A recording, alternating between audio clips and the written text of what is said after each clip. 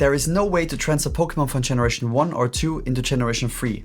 Not officially, not legitimately, and not in any way that Game Freak intended. When Pokemon Ruby and Sapphire released on the Game Boy Advance, everything that came before was cut off. Red, Blue, Yellow, Gold, Silver and Crystal were suddenly part of a closed chapter, stranded on older hardware with no path forward. And for a lot of players, that break mattered more than it probably should have. Pokemon was never just save data. There were time, effort and memories.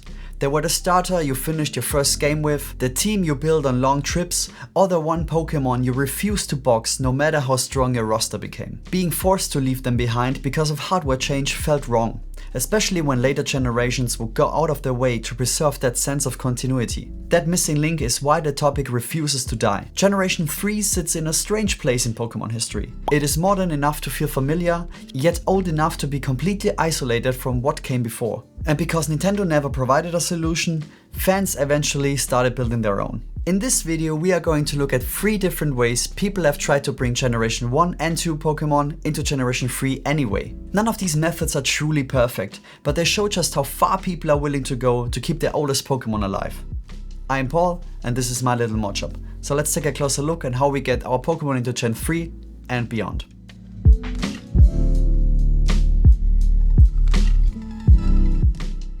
Alright, so the first method we take a look at is actually hacking our Pokemon into the games. This method can be done on emulator or on real hardware, and since I have everything here to do that with a real cartridge, we're gonna use the save file on that version of Pokemon Red. Now to get the save file off the cartridge, we need something like a ROM dumper. I used the Joey Jr. from Mr. Ben Ven right here. With a neat little program called Flash GBX, we can not only dump the ROM file, which is basically the game itself, we can also pull the save file, either for swapping it out for another one or simply archiving it. We are interested in looking at the data from the save file, and to get the data from this to a Gen 3 cartridge, we actually need a Gen 3 cartridge. So here's my Pokemon Leaf Green version. We also dumped the save file from this one, and now we have to open this website. It's called PKMDS. There is also another program called PKHeX, which is like the mother of save file editors, but I will use PKMDS regardless. Either of them will work fine for what we are trying to achieve. In the browser, we need to load 2 instances of the same website. One will load the Pokemon Red save, the other one the Leaf Green save. Okay, so now I have loaded both save files in PKMDS. This is our Charmander from Pokemon Red. This is the original trainer name, the trainer ID. So now everything we need to do is just take those stats and copy them over to a new Pokemon on the Pokemon Leaf Green file, which we're doing right now. And actually you can see that there are so much less information than on what we can enter right here on the Leaf Green file, because that's all information Gen 1 and Gen 2 has left out of the game, or it wasn't there. So yeah, and here it is. Here is our little guy. So now we just export the save file right here, and then we just open up Flash GBX one more time. The cartridge is already plugged in right here, and everything we have to do is write the save data, restore from save data file. Now we should have the save file on the cartridge, and to actually verify it, let's plug it into the Game Boy. Alright, and here's the original Charmander.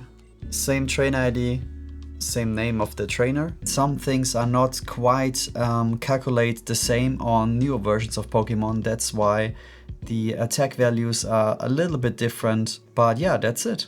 And this is how it works with PKHeX or PKMDS, I guess.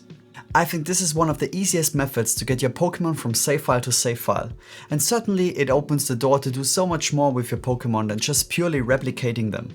You can give it moves, level it up, change natures, or even make it shiny. But be careful about the legality of the Pokemon.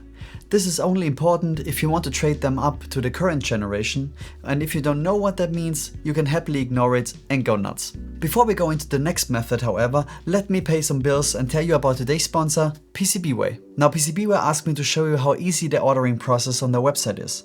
So let's get in there. I need to order something for a current Super Nintendo project anyway, which I'm not fully revealing just yet. You head over to PCBWay.com, click on PCB Instant Quote and just upload your Gerber zip file, which you get out of a program like KiCad or Eagle. Or you just find some open source designs for the thing you want to order online.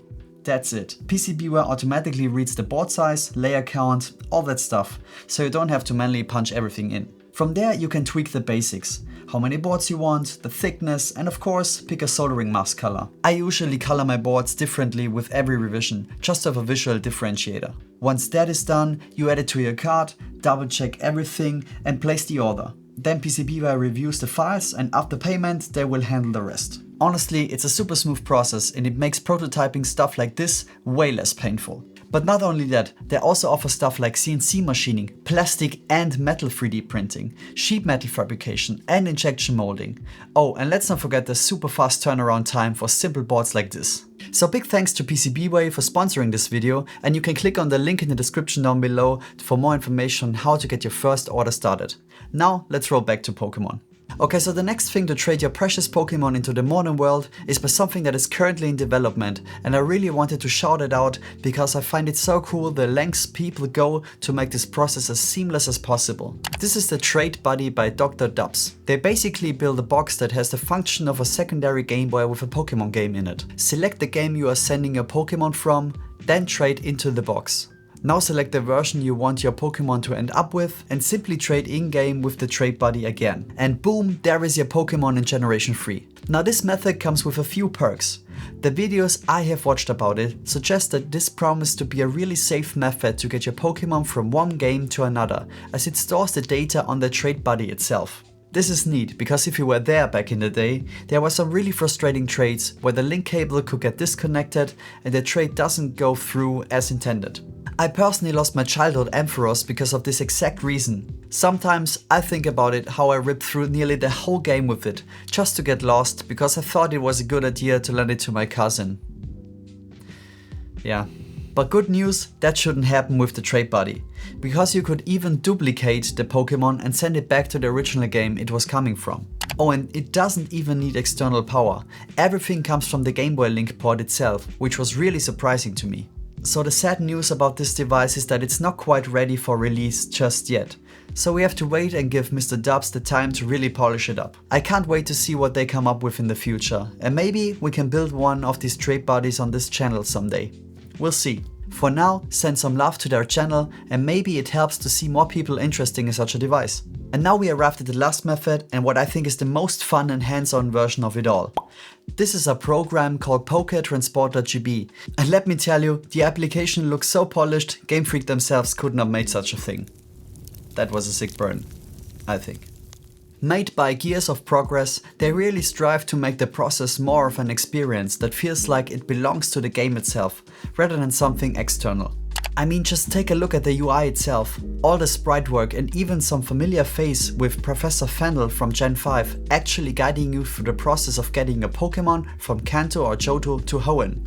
The process of trading has a few more steps involved than the previous method, but let's take a look at how it works and you will see that it is pretty easy. You also need a flash card of some sort to make use of it, because this program needs you to hot swap in the receiving game cartridge, in my case Pokemon Emerald. Oh, and we also need a link cable. So this is the Pokemon I'm trying to trade up to Gen 3. So I just booted up the flash card with Poké Transporter GB. Now we into the menu. The Pokemon save file was not loaded successfully. Please remove and reinsert the game pack and then press the A button. Alternatively, press the select button to send this program to another Game Boy Advance. So here's my version of Pokemon Emerald. Let's put it in. Ah, now it's loaded. Okay, now we're in business, I guess. Here's Professor Fennel. Before we begin, I need to ask you a few questions. What language is the Game Boy Pokemon game that you're transferring from? So the Game Boy Crystal version is in English, so that's great. And which Game Boy Pokemon game are you transferring from? Oh no, so the Emerald is in English. And this is the Crystal version, right? Okay, perfect. That's all the information. I wait here. Once you're ready, press A on this device, talk to the cable club attendant, and then initiate the connection, which I did. Now he's prompting me to save the game. Please come in. All right, I think we're in. Okay, here we go. The other player sits right here. That's nice. Let's just take a look. Link was successful, waiting for trade. I guess we need to wait for the trade. Just take your time right here. This can take like up to a minute or two, so be patient. Alright, let's take a look at the Pokemon that will be transferred. This looks great. Please remember, once a Pokemon is transferred, it cannot be returned to the Game Boy pack, which is the other one, I guess. Select confirm once you're ready, or select cancel if you want to keep the Pokemon on your Game Boy game pack. There it is. That's my Totodile. Sending data. Has it hung up? Amazing, fantastic. Everything went perfectly. Oh my god, that was a shocker right there. The Crystal game rebooted. Let's see, is my Totodile still there? In my party, there is only my Pidgey, right? Because that's what I caught and still have in my party.